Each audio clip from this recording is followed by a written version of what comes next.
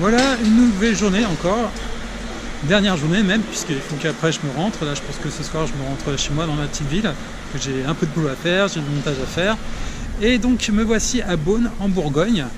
Eh bien écoutez, il devait encore faire moche, pleuvoir, et non, aujourd'hui j'ai encore une belle journée, il y a du soleil, donc je vais en profiter, me balader rapidement dans cette ville, voir un petit peu le centre-ville, et je vous fais profiter de tout ça en image.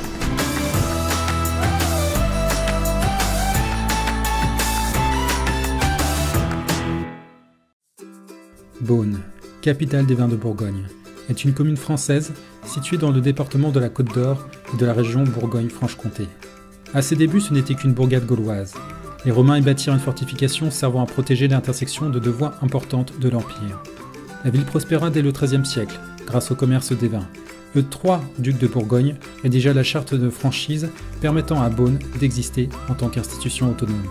En 1477, suite à la mort de Charles le Téméraire, duc de Bourgogne, Louis XI, roi de France, profita d'une crise politique pour annexer de force le duché de Bourgogne et d'autres comtés. En 1568, Wolfgang de Bavière, duc des Deux-Ponts, entreprit d'apporter des renforts aux protestants français assiégés à La Rochelle. Dans sa traversée de France, son armée expéditionnaire de 14 000 mercenaires ravagea la Franche-Comté, la Bourgogne et resta 2 jours devant la muraille de Beaune, détruisant les Chartreux avant de continuer leur route.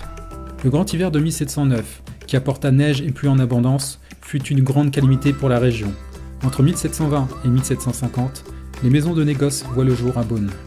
Février 1814, pendant les guerres napoléoniennes, 6 000 Autrichiens de la 6e coalition occupèrent la ville de Beaune dans le but de prendre Chalon-sur-Saône aux troupes de Napoléon.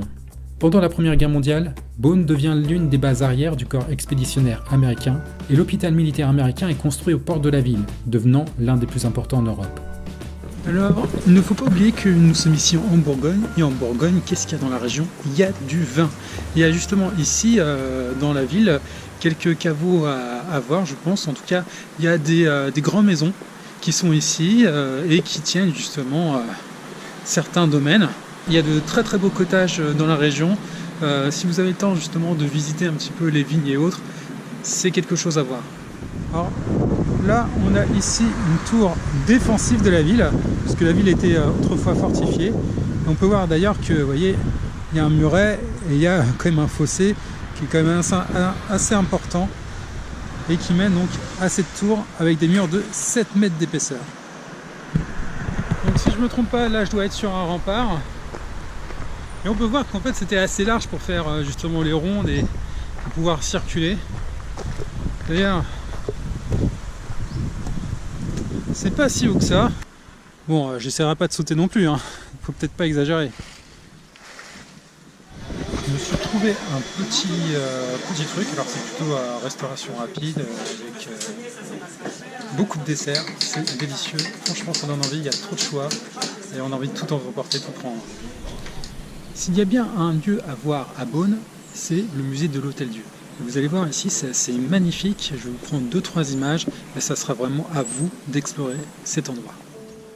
Avec ses façades gothiques, ses toits vernissés tapissés de figures géométriques aux couleurs flamboyantes, ce lieu de patrimoine est une institution charitable créée en 1443 par Nicolas Rolin, chancelier du duc de Bourgogne, et son épouse Guigogne de Salins. En pleine guerre de 100 ans, Beaune souffre de misère et de famine. Les écorcheurs pillent et ruinent les campagnes. Les 3/4 des habitants de la ville sont sans ressources et les Beaunois sont dans leur grande majorité très pauvres. Nicolas Rolin, avec son épouse, décidèrent alors de créer un hôpital pour les pauvres. Ils le dotent d'une rente annuelle en l'associant d'un domaine viticole de 60 hectares. Le 1er janvier 1452, l'hôpital accueille son premier patient. Dès lors, et jusqu'au XXe siècle, les Sœurs des Hospices de Beaune prendront soin de nombreux malades dans plusieurs grandes salles. Ces fonctions médicales ont été transférées en 1971 dans un hôpital moderne, à l'exception d'une maison de retraite. Et depuis 1851, une vente aux enchères de charité est organisée par les Hospices de Beaune, dont sa production de vin bénéficie d'une portée internationale. J'ai trouvé des yeux d'écrevisse, un peu d'eau calcée, peut-être pour prendre un peu d'arsenic. Le pudding à l'arsenic. Et voilà, c'est la fin de cette vidéo. Eh bien écoutez, je ne repars pas avec une des spécialités du coin, c'est-à-dire le vin. Vous voyez qu'ici on a des vignes. Le vin de Bourgogne, je vous le recommande.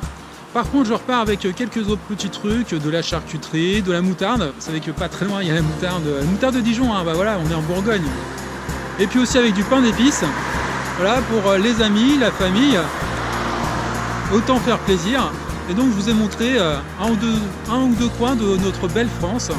Il y a bien sûr d'autres villes à voir. À l'occasion, je vous ferai d'autres vidéos avec d'autres coins à regarder qui sont vraiment sympas. Voilà, je vous remercie d'avoir suivi cette vidéo et je vous dis à très bientôt pour la suite. Salut!